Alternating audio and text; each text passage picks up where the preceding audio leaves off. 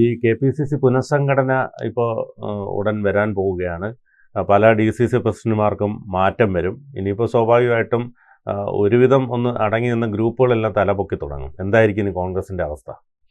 അതിപ്പോൾ ഈ പുനഃസംഘടന എന്ന് പറഞ്ഞാൽ ഇനി നടക്കാനുള്ളത് KPCC പ്രസിഡന്റ് വന്നു, അതെ, പിന്നെ ഉണ്ടാവുക KPCC ഭാരവാഹികളാണ്. DCC പ്രസിഡന്റുമാരാണ് പിന്നൊന്ന്, പിന്നെ DCC ഭാരവാഹികളുമായിരിക്കും. ഇത്രയും കാര്യങ്ങളാണ്. പിന്നെ അതിൻ്റെ താഴോട്ടുള്ളതൊക്കെ ജില്ലാതലത്തിലല്ലേ നടക്കുകയുള്ളൂ. അതെ. അപ്പോൾ ഇതിലിപ്പോൾ തന്നെ ഇപ്പോൾ ബിനു പറഞ്ഞതുപോലെ കോൺഗ്രസിന്റെ എക്കാലത്തെയും ഏറ്റവും മികച്ച ശാപവും ഏറ്റവും വലിയ ശക്തിയും എന്താണോ അത് ഗ്രൂപ്പിസമാണ്. അതിപ്പോൾ തന്നെ പൊങ്ങി വന്നു. ഇപ്പം തന്നെ ഞാൻ കണ്ടത് ഇന്നലെ ഓരോരോ നേതാക്കന്മാർ രംഗത്ത് വന്നിട്ടുണ്ട്. ഇന്ന ജില്ലാ പ്രസിഡന്റുമാർ വളരെ ആക്റ്റീവാണ്, അവരെ മാറ്റേണ്ടതില്ല. ഓർമ്മയില്ലേ? രമേശ് ചെന്നിത്തലയുടെ വക അങ്ങനെ. ഇപ്പോൾ എനിക്ക് തോന്നുന്നു ഇപ്പോൾ ഇവിടെ നമ്മുടെ എറണാകുളം MP ഹൈബി വരെ പറഞ്ഞു എറണാകുളം DCC പ്രസിഡന്റ് മാറ്റേണ്ടതില്ല, കാരണം വളരെ ആക്റ്റീവാണെന്ന് അദ്ദേഹം തെളിയിച്ചു കഴിഞ്ഞതാണ്. അങ്ങനെ ആകുമ്പോൾ പുനഃസംഘടന നടക്കൂല. കാരണം എന്താ വെച്ചാൽ ഈ പ്രസ്താവനയുമായി രംഗത്ത് വരുന്നവർ അവനവൻ്റെ ഗ്രൂപ്പിന് വേണ്ടിയാണ് സംസാരിക്കുന്നത്. അങ്ങനെ ആകുമ്പോൾ ഓരോ ഗ്രൂപ്പും എൻ്റെ ഗ്രൂപ്പിലുള്ള പ്രസിഡന്റുമാരെ DCC പ്രസിഡന്റുമാരെ മാറ്റേണ്ടതില്ല എന്ന് പറഞ്ഞാൽ പിന്നെ പുനഃസംഘടന നടക്കും. അപ്പോൾ നിലവിലുള്ളത് തന്നെ വരും. പിന്നെന്താ സംഭവിക്കുകയെന്നറിയോ?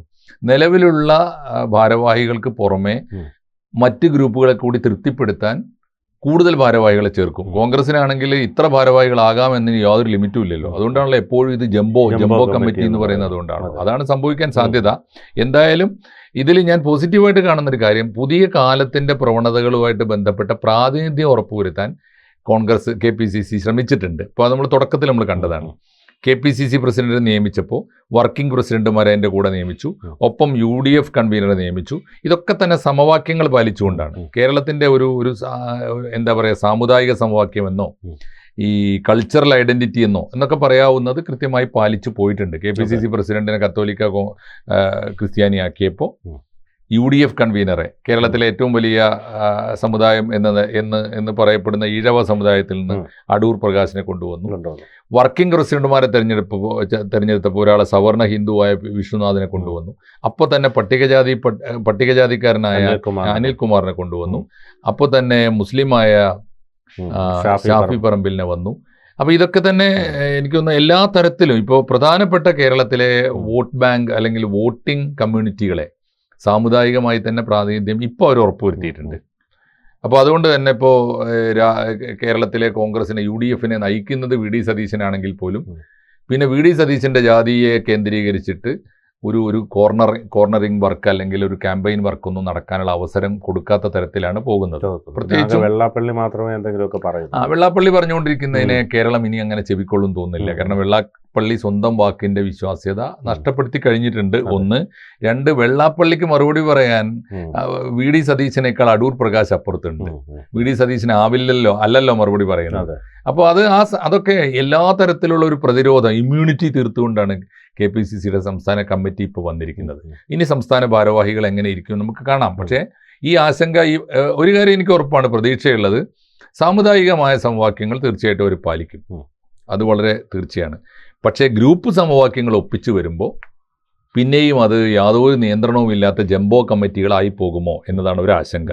രണ്ട്, ഗ്രൂപ്പ് സമവാക്യങ്ങളുടെ സംരക്ഷണവുമായി ഗ്രൂപ്പ് നേതാക്കന്മാർ രംഗത്ത് വന്നാൽ നിലവിലുള്ള DCCകളിൽ എന്തുമാത്രം മാറ്റം വരുത്താൻ പറ്റും എന്ന ആശങ്ക നിലവിലുണ്ട്. പക്ഷേ വളരെ സമർത്ഥമായി എനിക്ക് തോന്നുന്നു സണ്ണി ജോസഫിന്റെ ഒരു നേതൃത്വം എന്ന് പറഞ്ഞ ഒരു കോർഡിനേഷനാണ്. അദ്ദേഹം ആരോടും കലഹിക്കുന്നത് നമ്മൾ കണ്ടിട്ടില്ല.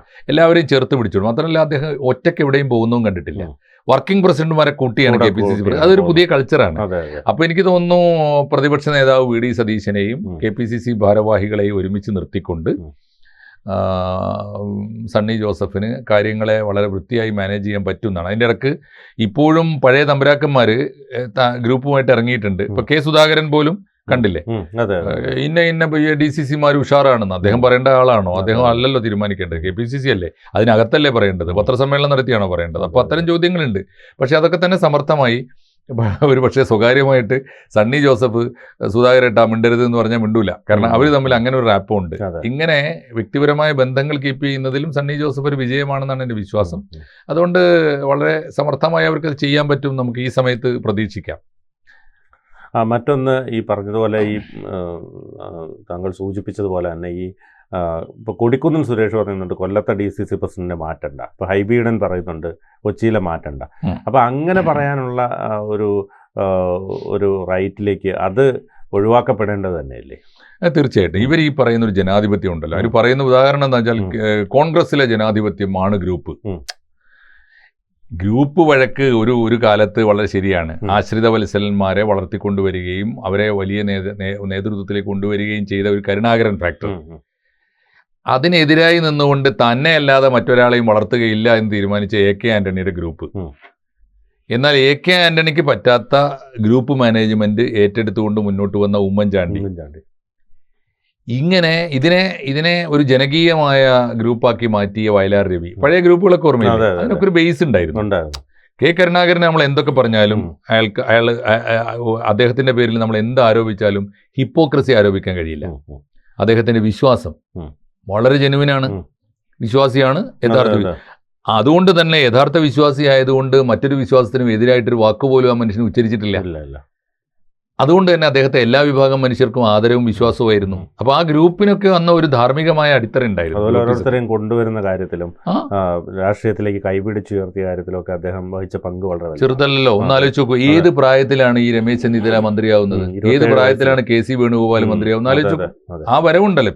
ഇനിയിപ്പോ ഒരു കാര്യം തിരിച്ചു ആലോചിക്കാലോ, സ്വയം പൊരുതി വളർന്ന കുറച്ചു പേര് ആ കൂട്ടത്തിൽ ഈ ഓരണ സമരം കാലത്ത് തൊട്ട് വന്ന ഈ ആന്റണി ഗ്രൂപ്പ് എന്ന് വിളിക്കാവുന്ന ഒരു ടീം 3-4 പേര് ഒഴിച്ചാൽ പിന്നെ അതിനുശേഷമുള്ള ഒരു തലമുറയെ ഈ കോൺഗ്രസ് രാഷ്ട്രീയത്തിലേക്ക് കൊണ്ടുവന്നത് മുഴുവൻ ലീഡറാണ്, കരുണാകരനാണ്. ഒട്ടും നമുക്ക് കുറച്ച് കാണാൻ കഴിയില്ലല്ലോ. അപ്പോൾ ഈ ഗ്രൂപ്പിസം അവസാനിപ്പിക്കേണ്ടതുണ്ട്. അവസാനിപ്പിക്കുക എന്ന് വെച്ചാൽ പതുക്കെ ഇപ്പോൾ കേരളത്തിൽ നമ്മൾ വിചാരിച്ചത് ഈ തമ്പുരാക്കന്മാരുടെ ഒരു കാലം കഴിഞ്ഞു. AK ആന്റണി സൈഡായി ആ ഗ്രൂപ്പിനെ നയിച്ചിരുന്ന, അല്ലെങ്കിൽ ആ ഗ്രൂപ്പിന്റെ യഥാർത്ഥ വക്താവും നേതാവുമായിരുന്ന ഉമ്മൻചാണ്ടി മരിച്ചുപോയി. K കരുണാകരൻ മരിച്ചുപോയി. കരുണാകരന്റെ വയലാർ രവി ഏതാണ്ട് നിശബ്ദനായി. അപ്പോ K മുരളീധരനാണെങ്കിൽ കരുണാകരന്റെ പുത്രൻ എന്ന മേൽവിലാസമല്ലാതെ കരുണാകരന്റെ പ്രതിഭാവിലാസവും കരുണാകരന്റെ രാഷ്ട്രീയ തന്ത്രവും ഒന്നും കിട്ടിയിട്ടില്ല. അപ്പോ അതുകൊണ്ട് ഇനിയിപ്പോ ആ ഗ്രൂപ്പുകൾ ഇല്ലാത്തൊരു കാലം വരും എന്നാണ് നമ്മൾ പ്രതീക്ഷിച്ചിരുന്നത്. പക്ഷെ ഇപ്പൊ സംഭവിക്കുന്നത് ഈ ഗ്രൂപ്പുകളുടെ എണ്ണം കൂടുകയാണ്. ഒന്നാമത് ഈ ഗ്രൂപ്പുകളൊക്കെ നിലനിൽക്കുന്നുണ്ട്. ഐ ഉണ്ടോ എന്ന് ചോദിച്ചാൽ ഉണ്ട്. ഇപ്പൊ എന്റെ ജില്ലയിൽ ഏത് ജില്ലയിൽ എടുത്താലും ഐ ഗ്രൂപ്പ് ഇങ്ങനെ തൊട്ട് കാണിക്കാൻ പറ്റും. എ കൃത്യമായിട്ടുണ്ട്. മൂന്നാമത് KC വേണുഗോപാലിന്റെ ഒരു ഗ്രൂപ്പ് സജീവമായിട്ട് വരികയാണ്. ഈ രണ്ട് ഗ്രൂപ്പിനെയും മാനേജ് ചെയ്യുന്ന സത്യത്തിൽ KC ആണ്. അഭിനവന് മനസ്സിലാകുന്നില്ല. എല്ലാത്തിലും അന്തിമമായ തീരുമാനം എടുക്കുന്നത് KC വേണുഗോപാൽ. പിന്നെ അതുപോലെ തന്നെ രമേശ് ചെന്നിത്തലയ്ക്ക് വരുന്നുണ്ട്. അതോടൊപ്പം ശശി തരൂർ പോലും മറ്റൊരു രമേശ് ചെന്നിത്തല ഇതിനൊക്കെ പുറത്താകുന്നു എന്ന് തോന്നിയപ്പോൾ അദ്ദേഹത്തിന്റെ ഗ്രൂപ്പ് ഡെവലപ്പ് ചെയ്യുന്നുണ്ട്. ശശി തരൂരിന് വേണ്ടിയും സംസാരിക്കാൻ അകത്തും പുറത്തും ആളുകളുണ്ട്. അത് കുറച്ചാണെങ്കിൽ അതാണ്. അപ്പോ എനിക്ക് തോന്നുന്നു ഈ ഗ്രൂപ്പുകൾക്ക് ഒരു പ്രാദേശിക സ്വഭാവം കൂടി ചിലപ്പോഴൊക്കെ എനിക്ക് തോന്നാറുണ്ട്. എങ്കിൽ പോലും അത് ഗ്രൂപ്പാണ്. അപ്പൊ ഗ്രൂപ്പുകളുടെ എണ്ണം പെരുകുന്നു. കോൺഗ്രസ് വളരും തോറും എന്ന് പറഞ്ഞതുപോലെ അതെ, ഗ്രൂപ്പുകൾ ഇല്ലാതാക്കി കോൺഗ്രസിനെ വളർത്താനുള്ള ശ്രമം AICC തൊട്ട് KPCC വരെ നടത്തിക്കൊണ്ടിരിക്കുമ്പോൾ ഗ്രൂപ്പുകളുടെ എണ്ണം പെരുകുന്നു എന്നതാണ് ഒരു വലിയ ആശങ്ക. അതുകൊണ്ട് ഈ ഗ്രൂപ്പ് നേതാക്കന്മാരെ ആ നേതാക്കന്മാരുടെ തലത്തിൽ തന്നെ നിലക്ക് നിർത്തിക്കൊണ്ട് അവരെ ബോധവൽക്കരിച്ചുകൊണ്ട്, അല്ല താഴെ തട്ടിലല്ല ഗ്രൂപ്പ് ഇല്ലാതാക്കേണ്ടത്. നീ എൻ്റെ കൂടെ നിൽക്കുക, അവിടെ പോയി കലഹം ഉണ്ടാക്കുക എന്ന് പറയുന്നതുകൊണ്ടാണല്ലോ ഗ്രൂപ്പ് ഉണ്ടാകുന്നത്. അപ്പോൾ അത് നിയന്ത്രിക്കാനുള്ള ഒരു ശക്തി കൂടി ഈ പുനഃസംഘടനയോടൊപ്പം KPCCക്ക് നേടിയെടുക്കാൻ കഴിയണം. അതിന് AICC മുൻകൈ എടുക്കണം. അങ്ങനെ എടുത്താൽ മാത്രമേ നല്ല ഭാവിയുണ്ട് അവർക്ക്. തീർച്ചയായിട്ടും ഈ ഭരണവിരുദ്ധ വികാരമൊക്കെ തന്നെ ജനകീയമായ ഒരു അഭിലാഷത്തിൻ്റെ അടിസ്ഥാനത്തിൽ വോട്ടാക്കി മാറ്റി അധികാരത്തിൽ വരാൻ അവർക്ക് കഴിയുന്നൊരു സാഹചര്യം ഇപ്പോൾ ഉണ്ട്. പക്ഷേ അത് സംഘടനയായിട്ട് തകർക്കാതിരുന്നാൽ മതി. അതായിരിക്കണം അവരുടെ ഒരു ജാഗ്രത എന്നാണ് ഈ സമയത്ത് നമുക്ക് പറയാനുള്ളത്. കൂടുതൽ വാർത്തകളും വിശേഷങ്ങളും നിങ്ങളിലേക്ക് എത്താൻ ABC മലയാളം സബ്സ്ക്രൈബ് ചെയ്യുക, ബെൽ ബട്ടണും അമർത്തുക.